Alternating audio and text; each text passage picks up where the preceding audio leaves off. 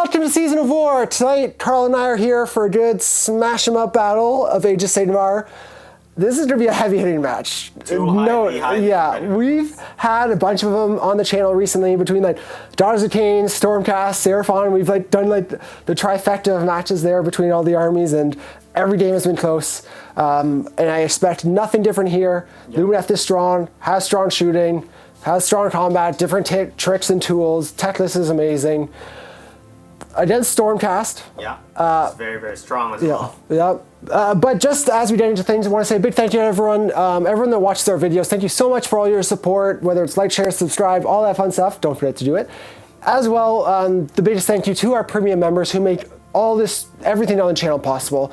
As we're trying to grow and make this a long-term thing, supporting us through the premium membership is the best way to help out. You also get access to an extra battle report every week.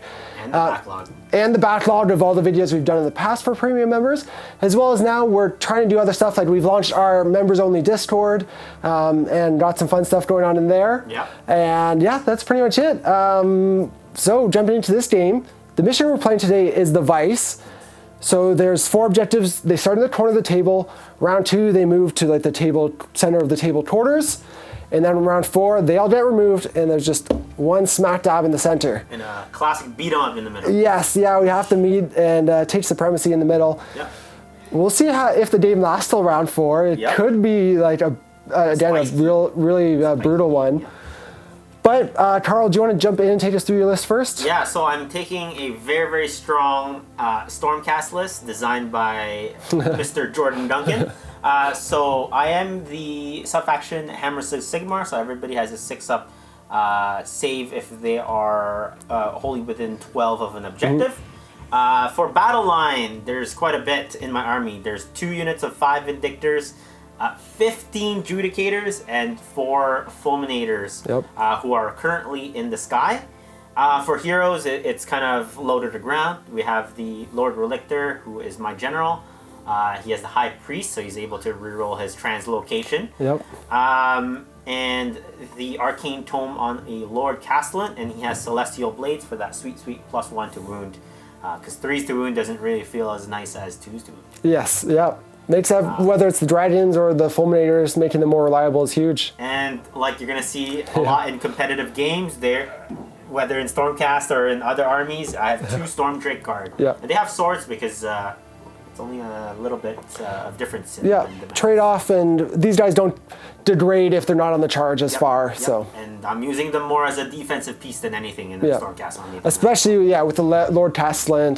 For sure. Cool. Well, for me, I'm playing Lumineth, obviously.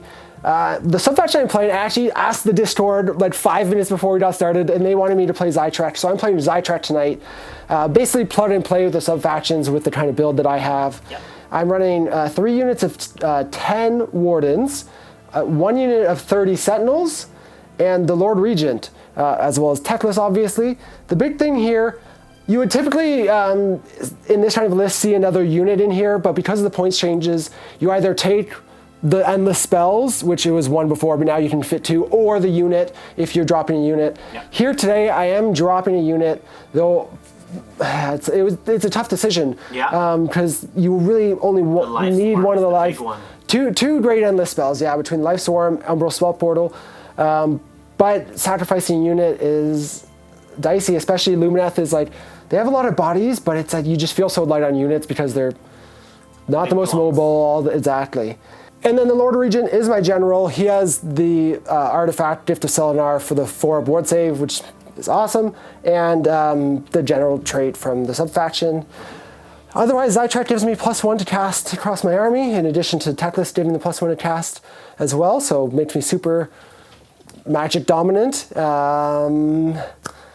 Yeah, that's pretty much it. And I do have the tough choice of either taking the turn or giving it away. And it's a tough one. Number of factors. I want to give it away so that I'm not susceptible to the double turn. The double is the big one. Yeah. But it also gives you the chance to, with how strong, you can still have a strong alpha with your teleport. You can teleport, hero phase shoot again, bring down the Fulminators, throw the Stormdrake Guard in. I think I actually have to take first turn here, get my buffs up, try and do something to like kind of leverage my, just, you know, take out a piece or two or see what I can do. But we're going to do that, jump into top of turn 1 with Lumineth Realmlords going first. The Lumineth battle tactic is aggressive expansion. The Lord Regent and the Lord Castellan both use heroic leadership. The Lord Regent casts Greater Power of Hysh on the Sentinels and Wardens. Teclis casts Protection of Teclis. Teclis casts Guiding Flurries on the Sentinels, giving them 6 inches further range. The Wardens cast Ethereal Blessing on the Sentinels. The Wardens cast Speed of Hysh on themselves. The Sentinels cast Total Eclipse. The Wardens cast Power of Hysh. Teclis casts Mystic Shield on himself. Teclis casts Transporting Vortex on the Sentinels.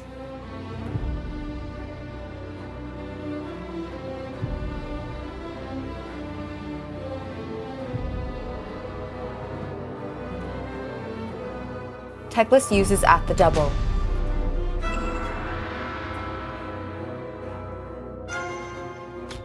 The Lord Relictor uses Olive Defense, but the Sentinels take him out. The Lumineth hold 2 objectives and complete their battle tactic, scoring 4 points.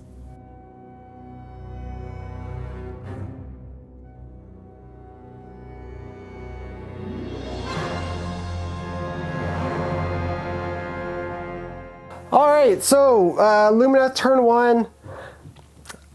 Kind of pivoted halfway through my turn because there's so many spells obviously you want to cast with Teclis, and I got halfway through my casting and realized, oh, if I wanted to do Lambent Light and go for the Judicators or something, that I would have needed to hold, you know, basically spend 3 spells, or well 4, but I wanted Protection of Teclis up, so getting Protection of Teclis meant I had to sacrifice the Spell Portal and Lambent Light combo because I wanted to obviously translocate the Sentinels, as we saw here. So because I didn't have Lambent Light, I'm, as we saw, not doing a ton of damage with them. Yeah. So I would have killed 3 Judicators if I went for the Judicators here. So I went for the Lord Relictor. Just get rid of your mobility or your teleport. You're still mobile, obviously, with the dragons. You have the deep strike with the Fulminators. But this hugely mitigates your Judicators for a turn. Yep. And if I can win priority, that could be really good. Yep. But here, yeah, as we saw, I just got like Power of Hysh off, Protection of Teclis, the spells and buffs, and really built a castle in the corner here. Again, just trying to be defensive now.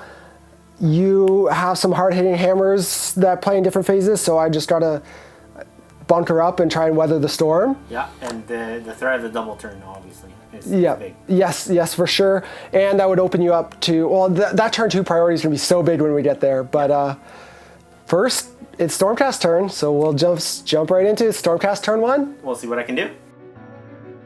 The Stormcast battle tactic is aggressive expansion. The Lord Castellan use heroic leadership, which the Lord Regent fails. The Lord Castellan uses the Warding Lantern on the Stormdrakes. The Lord Castellan casts Mystic Shield, but is unbound.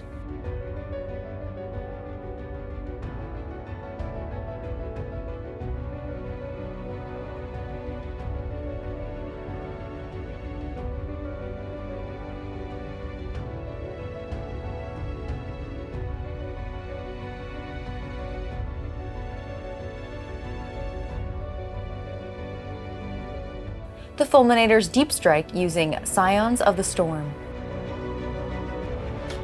The Stormdrake Guard deal 8 damage to the Wardens.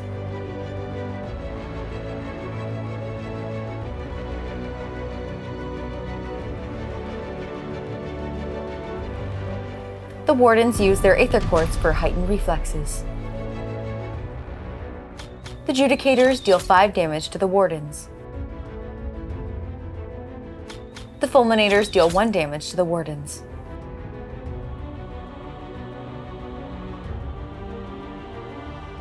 The Fulminators use Forward to Victory and make their charge. The Wardens use All-Out Defense and their Aether Quartz for heightened reflexes. The Fulminators use the Inspired Triumph and kill 10 Wardens. The Wardens deal 4 damage to the Fulminators. The Wardens use Inspiring Presence. The Stormcast hold 2 objectives and complete their battle tactic to score 4 points.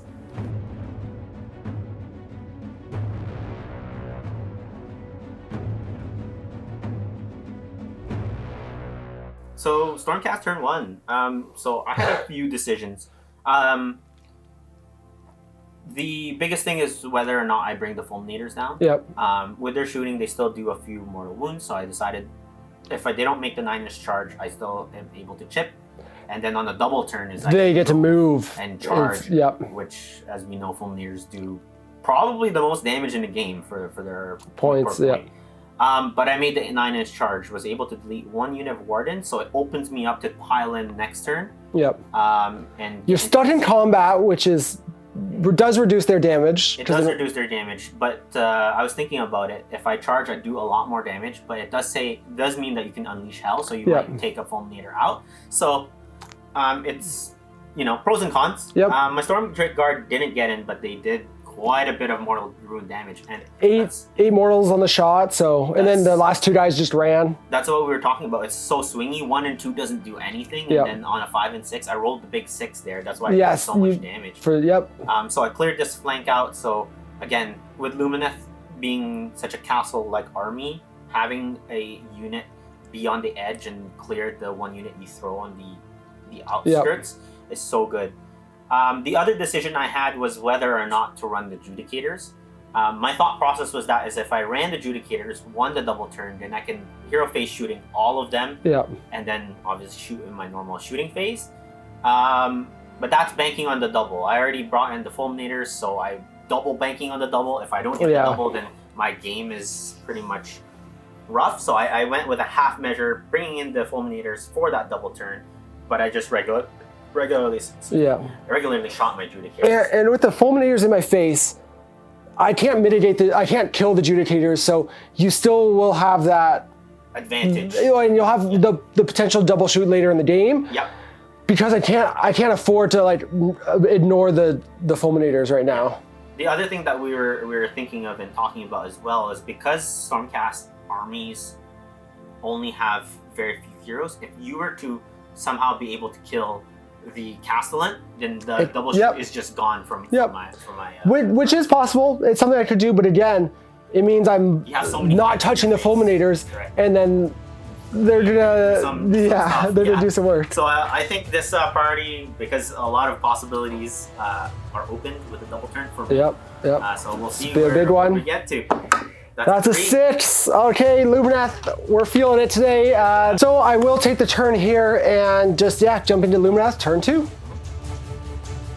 The Lumineth battle tactic is Broken Ranks.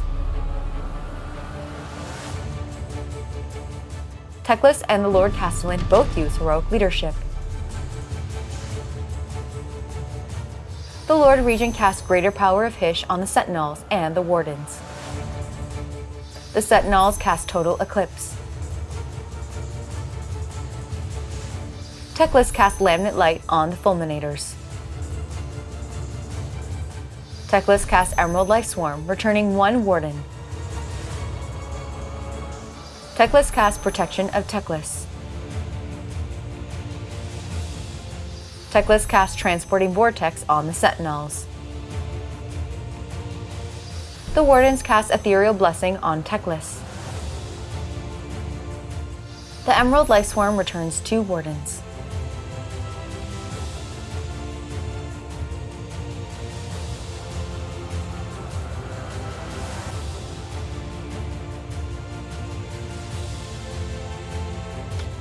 The The Sentinels use all-out attack and kill the Fulminators.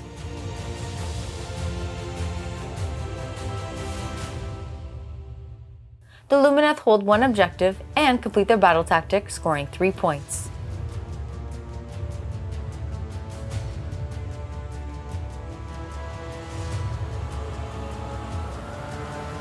All right, Lumineth turn, obviously winning priority big, especially when you take first and want to avoid the double, but pretty much here there was play for me to actually go for that objective if I had have cast like Metamorphosis and throw, Speed of Hish, my Lord Regent over there, but would have taken away from my other spells and defensiveness. So I opted not to do that, bringing a couple Wardens back with Life Swarm, and again, I have to deal with the board state before I can worry about points, I feel like right now. So I am giving up points, obviously, by not taking that. But late game can, if you have the advantage late game, and you can store your those 3-4 points to your opponent's 0, that can bring you back. Win you the game. Yeah, so here I just get to hold 1 for this one, teleporting my Sentinels back so that not only am I out of your hero phase shooting range, but I'm out of your move up shooting range. Again, just trying to mitigate that unit as much as possible so I can deal with your other pieces first. Dealt with the Fulminators actually just with the Sentinels. I would have loved, to the exact damage. Yeah. Would have loved one to survive with 1 wound so Teclis could chip it off for the bonus point. Yep. But can't get everything, so I do get my 3 points here. Taking out, again, one of your biggest pieces and the heaviest hitting piece for sure. Yep, the heaviest. Yeah, so obviously Mortals from Sentinels with Lambent Light, still no joke. Mm-hmm. That's pretty much it, and leveled the playing field a little bit, but lots of game left, and we'll be going into Stormcast turn 2. Yep, for sure.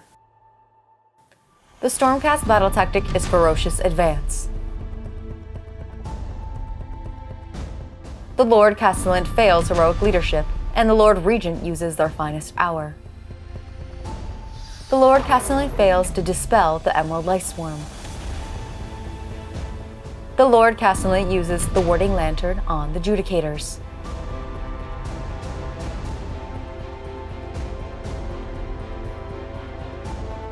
The Emerald Life Swarm returns 1 Warden.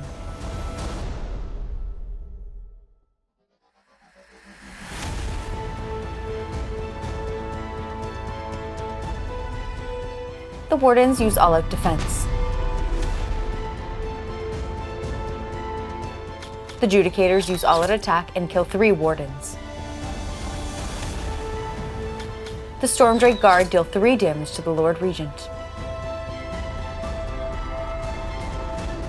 The Stormcast hold 2 and more objectives and complete their battle tactic, scoring 5 points.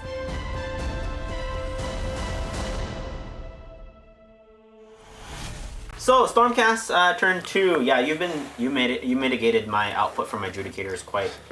Trying to avoid them. When you teleported them backwards. It does mean that you don't have very many units left, so I'm trying to whittle you down the same game plan as what you're trying to do with me. Yep. But I'm in a good position because I'm holding 3 objectives. I just really need to just hold you off. Yeah, score points, keep the advantage. Correct. So I score 1, 2 more, so 3 plus my battle tactic for 5, and you only unfortunately scored 3. So yep. I'm up by points. Yep. And then we're gonna roll off. Yeah, for turn 3 priority here. Hopefully, I'm able to do some double. 1 to 6. Yeah, you get the 6 this time. Double turn shenanigans. Okay, no objective burning here, so we'll just be going to Stormcast turn 3.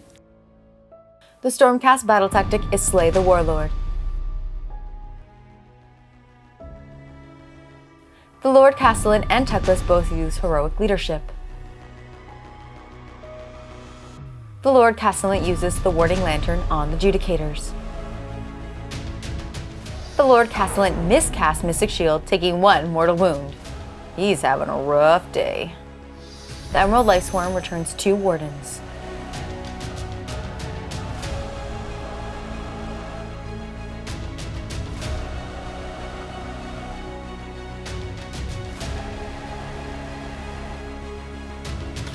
The Stormdrake deal 2 damage to the Lord Regent. The Wardens use all-out defense. The Judicators use all-out attack and deal 3 damage to the Wardens.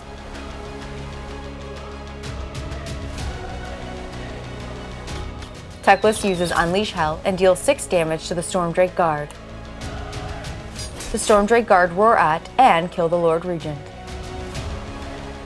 The Stormcast hold 2 and more objectives and complete their battle tactic with a monster, scoring 6 points. Alright, so my game plan is to continue to whittle you down. I expected the Wardens to be dead there, so you would have 2 units to contest me. Yep. Unfortunately, they're still alive. Yep, kick in. Just between the Shining Company, I did all the defense, but then the 5 up. The 5 up ward is just reducing damage little by little. One or two. And then the Emerald Lifeswearer has been booing them. Yeah. I tried to unbind it last turn, but you have the opportunity to basically double cast it if I did this turn. So there wasn't really much of a benefit. Yeah, of an advantage for me to do it. But my Stormdrake Guard did get into your gentleman and kill him, but the big news is the Unleash Hell from Teclis. Yep, dealing 6 damage. Roll that 6. Yep, so got through. That's what you hope for, obviously. Yep. I just had the extra. I had CP, so I thought I'd try it, and like we saw, I can do 18 mortals just with the Sentinels potentially in shooting. Yep. Not necessarily super reliably. This makes it way more reliable to kill that unit. Yep. Also means I might be able to, not have to commit all my resources into it. And, for sure. Yeah, different things. So.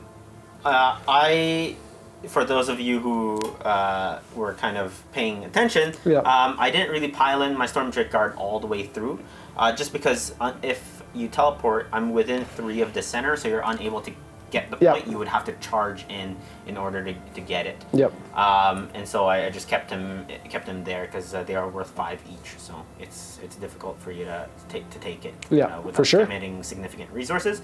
And the name of the game for me right now is to hold you off for as many turns as possible, and hopefully that amounts to such a big lead that when you finally break the dam, you're not beating me. Yes. So and you do get obviously the hold more here. With your battle tactic, doing it with the monsters. Yep, so that's 6 points. So, which is again, huge on this mission, especially because we know late game. Well, you can still get an advantage. There's less points available. So, otherwise, that's pretty much it for the turn, and we'll go into Lumineth Realmlords, turn 3. The Lumineth battle tactic is Bring It Down.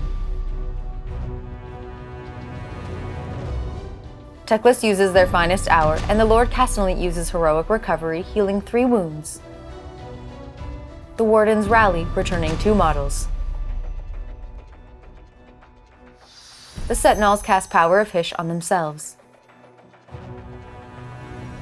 The Wardens cast Ethereal Blessing, but are unbound.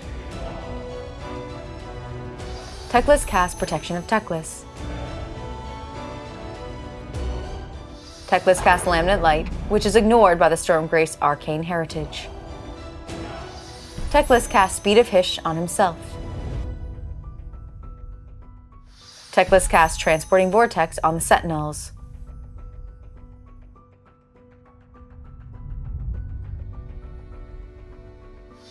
The Emerald Life Swarm returns 2 Wardens. Teclis deals 3 damage to the Stormdrake Guard.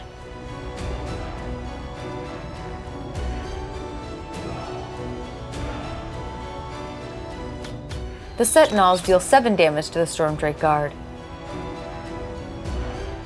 Teclis and the Stormdrake Guard both use Titanic Duel. Teclis kills the Stormdrake Guard. The Lumineth hold 2 objectives, kill a monster, and complete their battle tactic with a monster, scoring 6 points. All right, Lumineth turn 3, slapping back here. Just again, points is a big thing, especially late game. So not only did I want to get my point back, but I wanted to make sure I killed those dragons with a monster, as I did. So I get hold 1, 2, not hold more, obviously here. Battle tactic for 2, doing it with a monster for a 5th. slaying a monster for a 6th point. Yep. So match your turn, which means I'm still only behind 2 points. Yep, which is very, very good. Yeah, good spot to be in.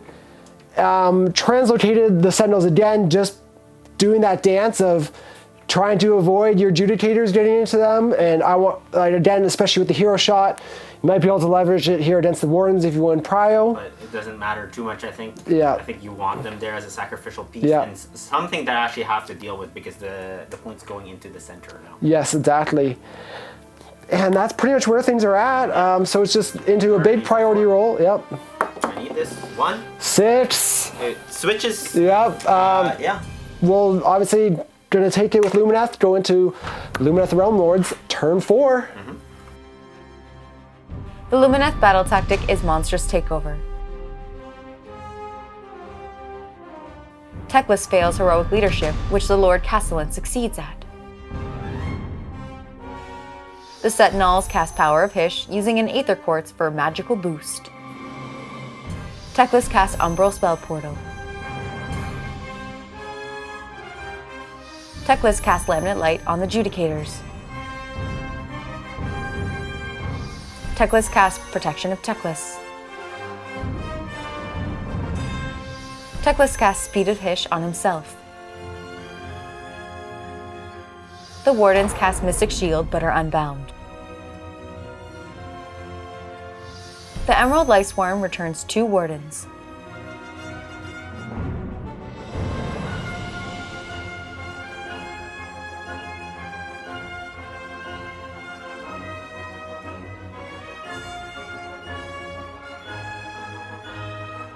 The Sentinels deal 19 mortal wounds to the Judicators. So, as good as the Blissbarb Archers, right? Teclis deals 6 damage to the Judicators. Teclis stomps, dealing 1 mortal wound. The Vindictors use all-out defense. Teclis uses all-out attack and deals 7 damage to the Vindictors. The Vindictors deal 1 damage to Teclis.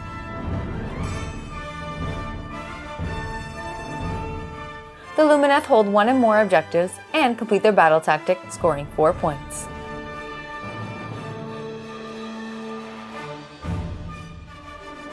Alright, so Lumineth turn 4, obviously so big winning priority in these last final stages. It gave me the chance to leverage my shooting, finally, against your shooting, before you had the same chance to do it to me. Again, I've been able to dance around with the teleport and the slightly longer range. And here, just a devastating blow. Doing the spell portal, Lambent Light onto these guys. I did like 19 mortal wounds in shooting. Yeah. Another 6 on the D6 to attack this. Yeah. So it's 25 damage. But this or does something show like that. the strength of Judicators as opposed to long strikes. Yeah. The long strikes would have been long dead. Yes, yeah. And I still have an opportunity here. Yeah, yeah. So for my turn, I'm storing hold 1, hold 2, because hold 1, hold more, not hold 2. And then I get my battle tactic of Monstrous Takeover just by sitting Teclis in the middle. Yeah. But yeah, in obviously a dominant position now with that priority win and being able to, again, just shoot first, basically. Yeah, for sure. Talking about it though, pretty much it's almost a sealed deal for Lumineth. Yeah, there's very little you can deal. That I could potentially do. Pretty much the big thing that we're thinking is Carl's gonna roll his rally here with a big enough rally and a double shoot. It might be, it could be an interesting turn. So we're just gonna, Carl wants to start off with a rally. And I get 0. Oh, Nothing at all. Okay. So I think it's safe to call the game Yeah. there. My Judicators, 4 of them, even double shooting is not going to be able to do anything. No. You have a dominant position in the center point. When I move these guys, you have a potential to redeploy onto the point, and you're not even scared of their output. So No. And coming closer to -1 to hit. I have the 5-up ward. I also have Teclis on the objective, so you can't realistically at least even take it from me. No.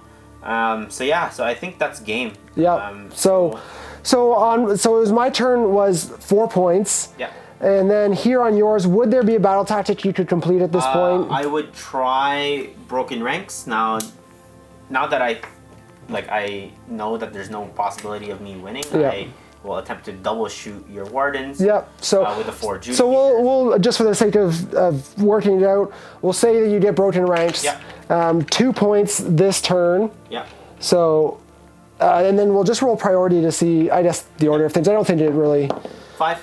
4. So you would win priority. I would win priority, but the thing is, what do I have as a battle tactic? From there, Savage Spearhead. Yeah. And Adjudicator that way. So it'll be another 2 points only. I'm not able to take it. 2 points, and then I would do similarly Savage Spearhead with there's going to be Sentinels left. Teclis is going to be alive. So I would get 2 points for the battle tactic, and then again 2 points for holding the center. Yeah, for 4. For 4 points, putting me up by 2 in the final round. Yep. We both get our grand strategy for an extra 3 points here. 2 point game. Yeah. Again, very close. Very close.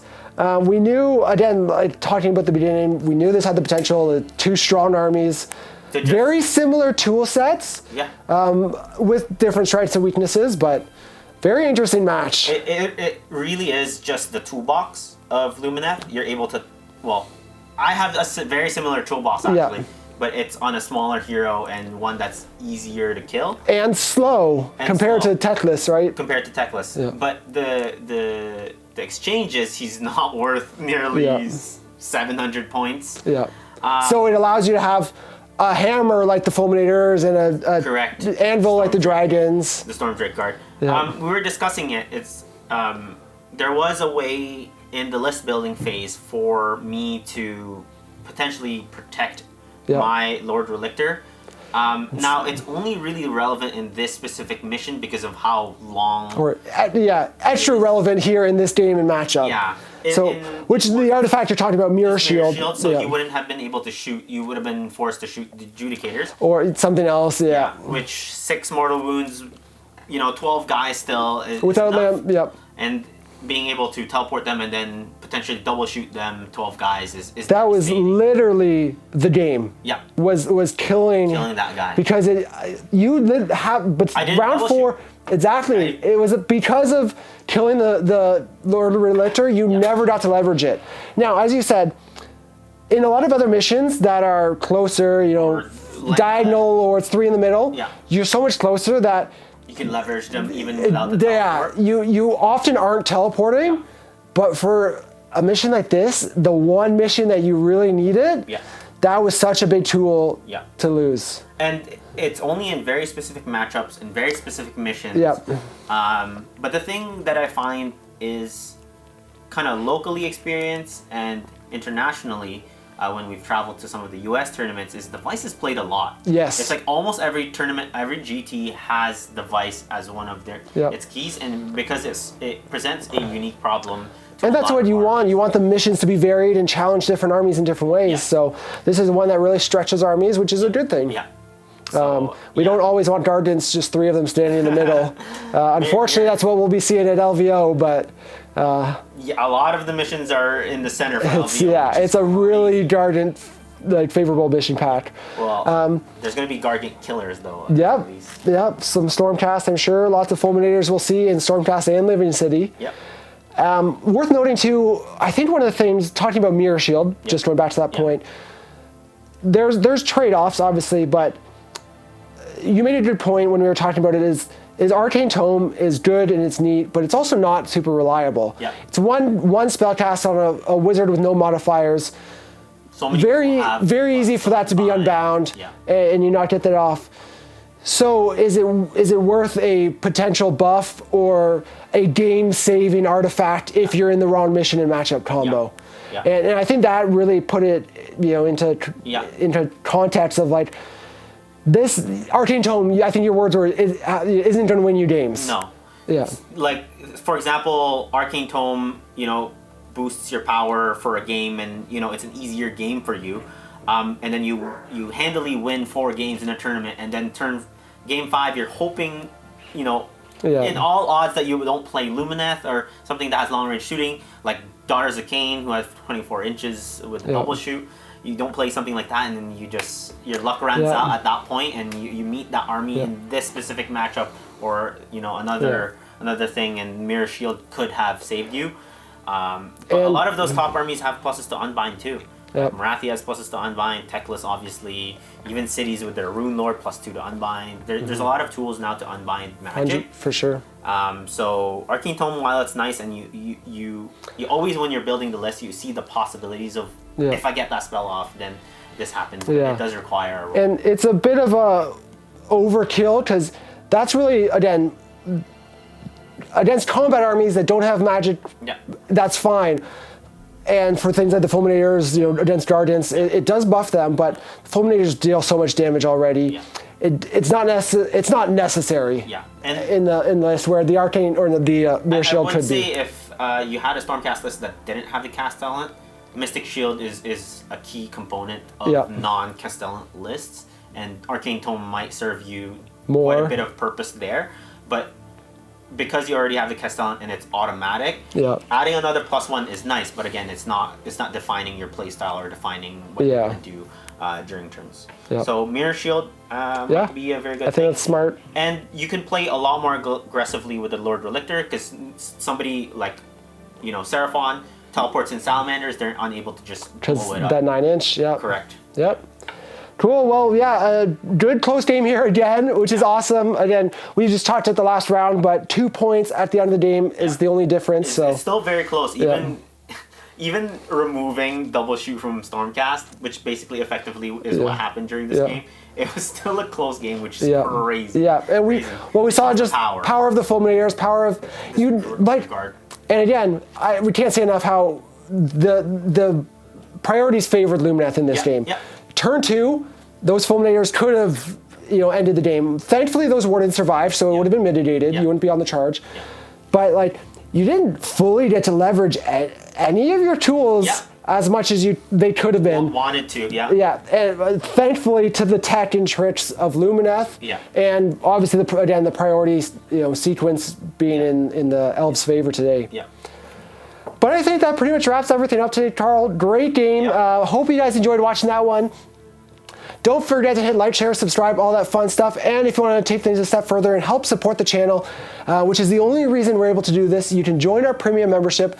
Again, get access to an extra battle report every week and our entire backlog. Our private members Discord and which is a lot of fun. And getting to vote on all our missions, all our matchups. Even questions like now that we have the Discord running, I'm list building questions. I'm throwing it in the Discord chat. See what people want to see. Playing Zytrek today is exactly. Ask the Discord chat maybe 5 minutes before we start. Exactly. So if you want to be more involved in our community, go ahead, join the premium team, and then join our Discord. We really appreciate it, and we'll see you guys soon in another battle report. Bye.